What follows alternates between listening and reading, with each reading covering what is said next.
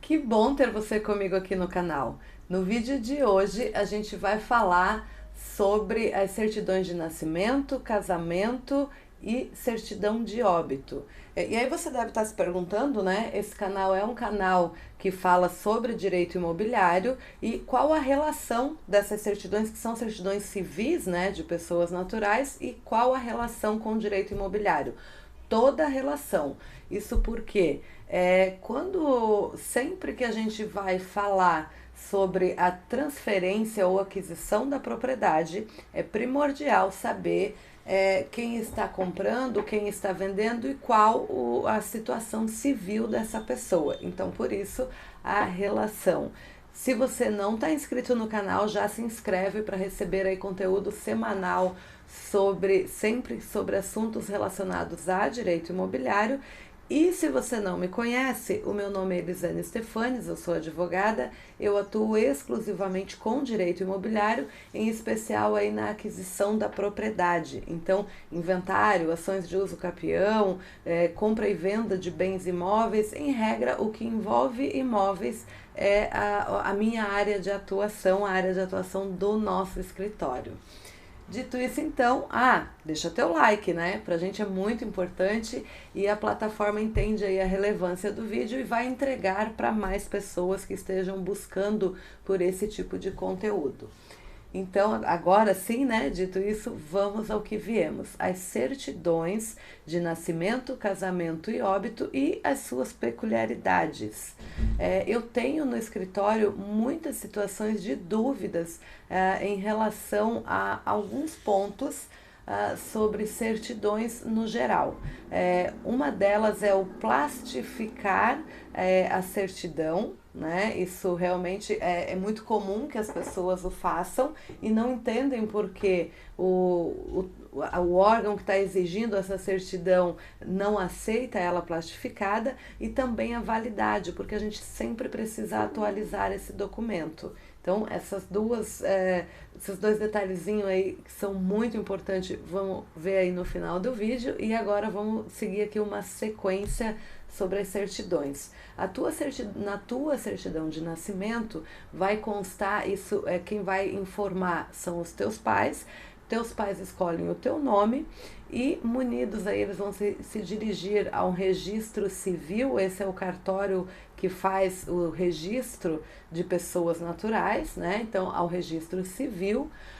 E no registro civil irão munidos do documento que declara o teu nascimento. Esse documento é entregue pelo médico, ou na maternidade, ou no hospital onde você nasceu. Na tua certidão, então, vai constar a data do teu nascimento, a hora do teu nascimento, o local do teu nascimento. Inclusive, se você nascer em casa, aí os teus pais podem, porque hoje em dia até não é tão comum, mas coisa aí de 30 anos atrás era muito comum isso acontecer, né? O nascimento feito aí por parteiras, né? Principalmente em cidades menores. Hoje em dia eu confesso que eu não tenho, faz bastante tempo que eu não ouço falar nem em parteira e nem num parto que tenha acontecido em casa. Mas aí, se a gente imaginar aquele parto que aconteceu dentro da ambulância ou numa situação fora de um hospital, né? Então, vão os teus pais, vão levar você junto, o bebezinho, né? Você já passou por isso, mas os pais da criança levam o bebê e levam duas testemunhas do momento do nascimento, tá? Então, essa é a forma que se procede. Ou então, se você nasce em hospital ou maternidade, o próprio médico vai fazer ali a declaração do nascimento com as informações de dia, da data, né, e do horário do teu nascimento e local.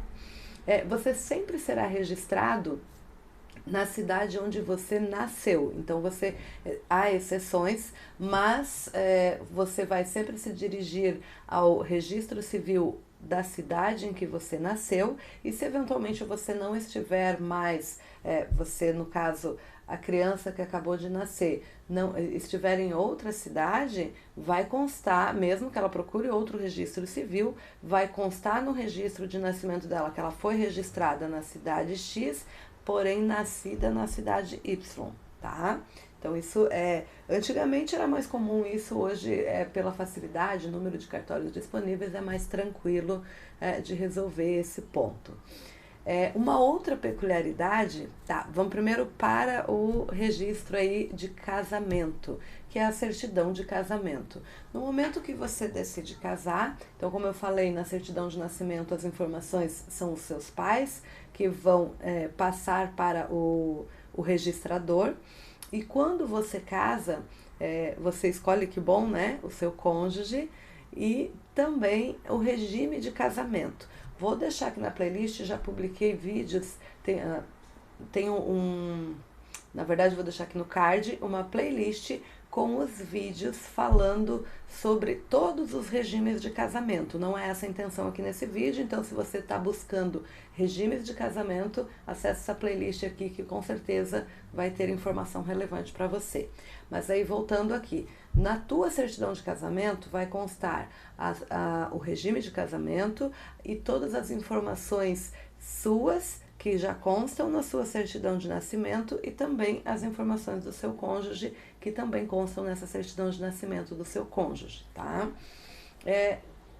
E aí aí vai constar também a data e horário do casamento e também o regime de casamento que vocês adotarem. E atenção para essa questão do regime de casamento, porque o regime de casamento é o que vai definir a administração da vida civil do casal a partir do casamento, tá? Então, um exemplo, se vocês querem ter uma sociedade juntos, se vocês querem administrar os bens imóveis juntos ou separados, isso tudo vai depender de como foi escolhido o regime de casamento. E também a questão da partilha, tanto com o divórcio, se houver, mas com o falecimento de um desses cônjuges, é a partir do regime de casamento que vai ser definido lá na frente como é que ficará essa partilha.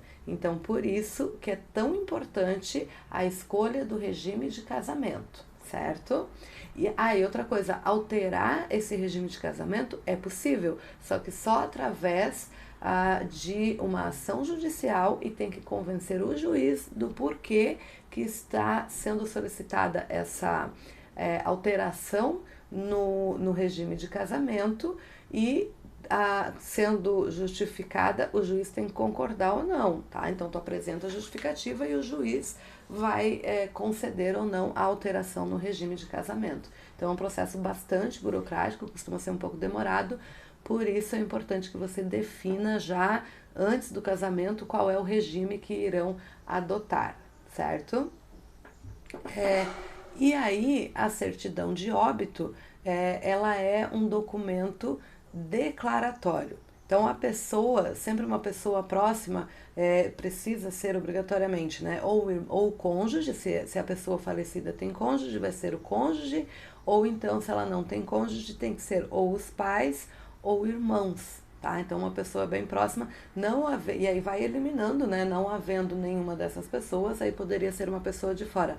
Mas inicialmente essas pessoas aí, ou pais ou irmãos, certo? E aí se não tiver nenhum e nem outro, daí pode ser um tio, ou pode ser alguém que né, conhecia essa pessoa já há bastante tempo, mas aí precisa se comprovar esse laço.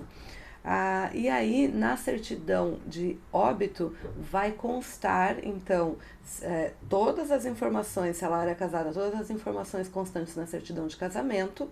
Se ela era solteira, as informações constantes na certidão de nascimento. E também será informado ali se a pessoa falecida deixou filhos vivos, ou pais vivos, isso porque vai influenciar na questão do inventário, e também vai constar ali o local do falecimento, hora do falecimento, e a hora do falecimento é muito importante, tanto do nascimento quanto o horário do falecimento, em alguns casos é primordial, e também qual a causa da morte, tá? E essas informações, se a pessoa e normalmente hoje, né, normalmente é informado essa pessoa é levada para o hospital, para um hospital para que se ateste o óbito, então ali nesse documento, nesse atestado de óbito, é que vai ser vai conter todas essas informações, e esse atestado de óbito é entregue, é apresentado no registro civil para que seja transcrita então essa informação para, para a certidão de óbito. Dito isso, então, agora as peculiaridades, né? Quando você... Eu quis falar de todas as certidões porque, assim, você tem a tua certidão de nascimento, a tua primeira certidão, e a tua última certidão, a certidão de óbito. Quando você casa, você passa a usar a tua certidão de casamento. Aí você divorciou. Sabe aqueles documentos que você coloca a tua qualificação, e nessa qualificação é o teu nome, a tua nacionalidade, a tua profissão e o teu estado civil, e depois segue com RG, CPF, endereço, né? O estado civil é para dizer se você é solteiro, casado, divorciado ou viúvo. E ali, se você já tiver casado, você nunca mais, ainda que você se divorcie, voltará ao teu estado civil solteiro. Porque aí você será casado, divorciado ou viúvo. Uma vez casado, tu nunca mais volta ao estado civil de solteiro, tá? E é por isso que a gente acaba, depois que a pessoa casa, a gente sempre solicita a certidão de casamento. Porque se essa pessoa vem a se divorciar, vai ter uma averbação do divórcio na certidão de casamento. A pessoa ficou viúva, o cônjuge dessa pessoa que a gente está aqui tratando faleceu. A pessoa é viúva, vai ter a averbação do falecimento dessa pessoa na certidão de casamento. Aí vamos pensar que você... então eu não tenho mais a certidão de nascimento. Sim, você tem. Você pode solicitar a certidão de nascimento. Aqui em Santa Catarina não é comum, mas estado como São Paulo emite a certidão de nascimento com a averbação do casamento, do divórcio ou do falecimento do cônjuge. Então, é possível sim você solicitar a certidão de nascimento, só que vai vir a informação nessa tua certidão de nascimento de que houve o casamento, certo? Ou então de que houve o óbito. E aí ali vai ter o número da matrícula desse documento, e o órgão que está exigindo a tua certidão atualizada vai verificar ali e vai solicitar a certidão de casamento, porque aí vai depender, se na tua certidão de nascimento, essa averbação, as informações que constarem na averbação não estiverem completas, por exemplo, faltar a data do casamento ou talvez o regime, aí ou qualquer outra informação que a pessoa lá, o órgão que exigiu esse documento atualizado, considere primordial, vai exigir que você solicite a tua certidão de casamento. Então, você vai acabar gastando com duas certidões. Um outro ponto relevante é que essas certidões têm validade de 90 dias. E as pessoas não entendem, mas está aqui, eu plastifiquei, dá para ler tudo que está aqui. E aí é justamente por causa da finalidade desse documento que não resolve você plastificar. Você não pode plastificar porque ele esse documento impresso é um documento que ele tem um papel especial.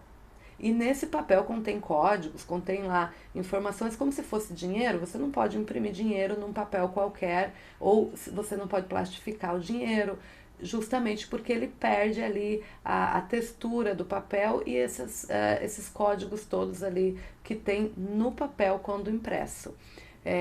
E se você plastificar, perde tudo, logo a pessoa que está recebendo esse documento não o reconhece como um documento original. Então, por isso, não pode plastificar.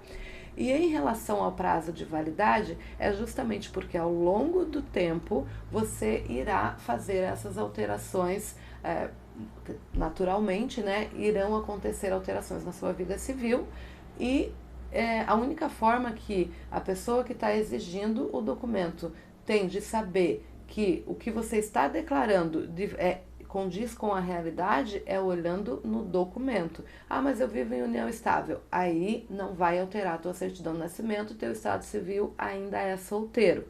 Então, e você vai ter a tua certidão de nascimento. Mas se for casamento, vai alterar, o teu documento altera e por isso que você precisa apresentar dentro do prazo de 90 dias. Esses dois questionamentos são os mais comuns, essas certidões, que são as certidões vitais que a gente costuma chamar, né?